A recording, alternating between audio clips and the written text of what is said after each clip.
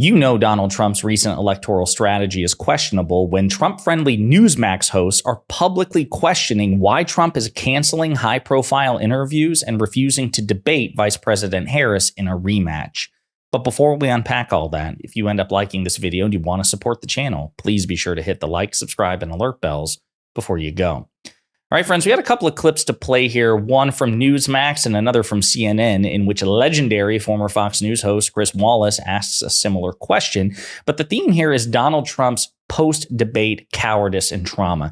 As you know, the polls overwhelmingly showed that Vice President Harris kicked Trump's ass in their first and perhaps only presidential debate. Basically, by the same margin, voters believed or viewers believed that President Biden lost the first debate to Donald Trump. Okay, so that's how bad Trump is seen to have done. Now, of course, Trump says, the poll show I did wonderfully. It's not true.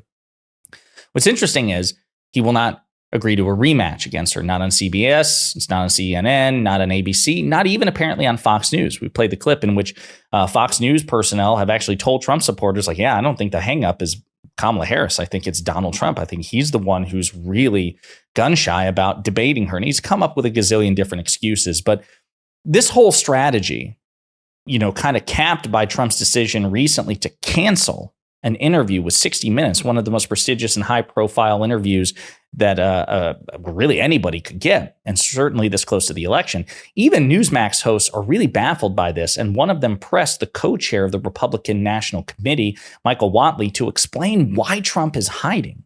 But, Chairman, you did say that Trump is answering questions from the media. Why won't he sit down with 60 Minutes? Why is that not happening? Look, I think right now he is going to go talk directly to the American folks. He's not going to necessarily sit down for an ambush interview that is going to be filtered out and pushed out. Again, just look at what these CBS moderators did yesterday. So I think that, look, he's talking to people like Elon Musk. He's talking to Dr. Phil. He is out there talking to all kinds of alternative shows on the internet, on social media. So it's not a lack of exposure that he needs to do rather than sit down with a hostile press and get beat up for 30 minutes. So a couple of things to note. Obviously, number one, kudos to the Newsmax host for asking the question. Number two, note their faces during Michael Whatley's stammered response. It doesn't seem that they're buying it, right? It's like, okay, really? I mean, again, the election's tight. The polls show at the moment that Trump is losing. He's certainly being out fundraised. It's a jump ball for all intents and purposes. Why wouldn't he want to maximize his potential to expand his voter share, especially if you all say he's as brilliant and formidable as he claims to be and as you say he is? But also, again, note Michael Whatley's stammered answer. He knows he has no good response to this. I mean, he is perfect and he's like amazing and like he's way more than a match for like the fake news. Like he's just that good. But like also, it'd be an ambush, and he doesn't want to get beat up. Not that he could get beat up, because again, like he's amazing, and he beats other people up. Nobody can beat him up. He's like the strongest and smartest. He's like the best in the world. There's no good answer to this. There's no there's no logically consistent answer that you can offer for this. It's just that Donald Trump is afraid. I should also say that CNN this morning in a show hosted by Chris Wallace, again, a legendary former Fox News host. He actually quit Fox, I think, just a year or two ago, as a matter of fact. He impaneled a group of political commentators and advisors and strategists, conservative and liberal, to talk about this, between Trump's refusal to do a debate, his cancellation of the 60 Minutes interview, what the reason for that is. And I want to play this clip. We'll unpack it together.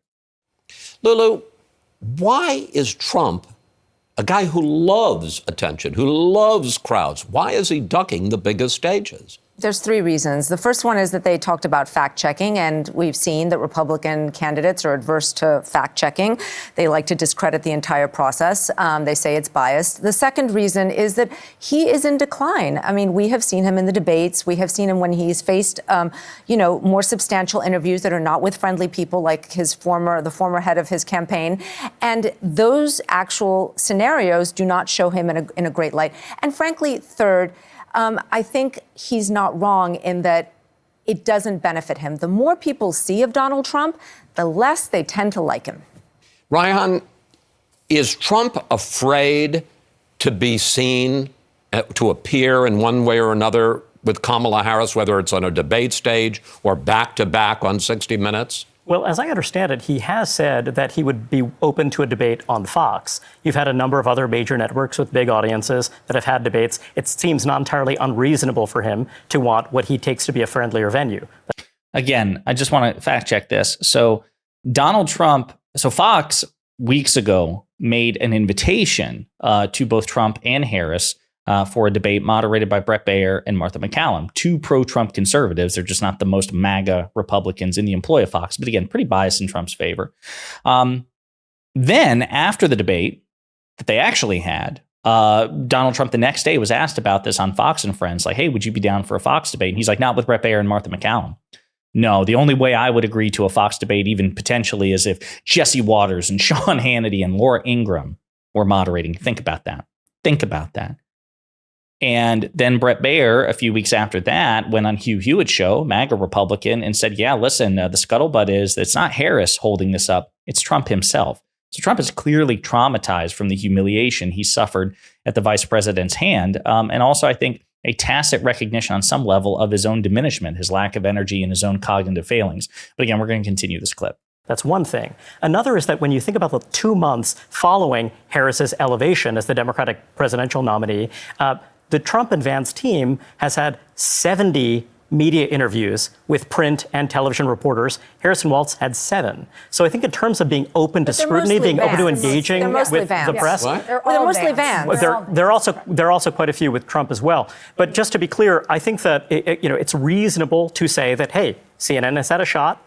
ABC has had a shot. CBS had a shot. I think it's also reasonable for Kamala Harris to say, I don't think I get a fair shot on Fox. And since Trump has praised CNN, and I'm not doing special pleading here and saying how fair it was, why on earth wouldn't he go out and do another debate?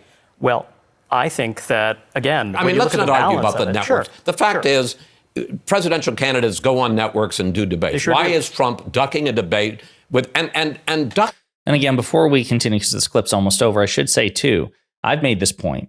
I'm back and forth. I'm up in the air about whether or not Harris should accept a Fox News interview because, number one, just by default, it's a hostile network, which, number two, isn't necessarily an issue per se if it's slightly slanted in one direction.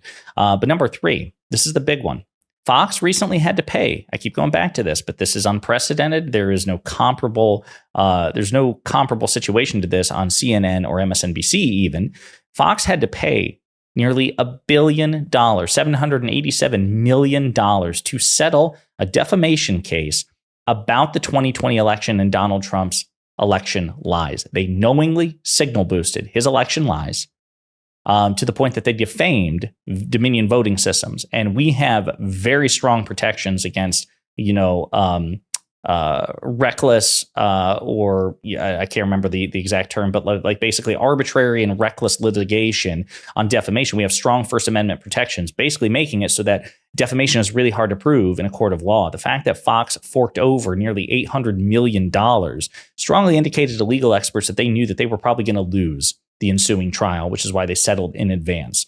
So the vice president would be well within her rights to say, listen, if it were just a regular conservative network with a slight bias, that wouldn't be a big deal. But y'all had to pay nearly $800 million because you're that cultishly enthralled to Donald Trump. So I can't expect anything but tough questions from you all. And he's probably going to get nothing but softball questions. No, thank you. So again, the fact that she hasn't said that, like she hasn't ruled it out, to me, I think is incredible because she would be, as Chris Wallace suggests, well within her rights to say, hell no. And she hasn't. It's more Trump who's afraid than Harris.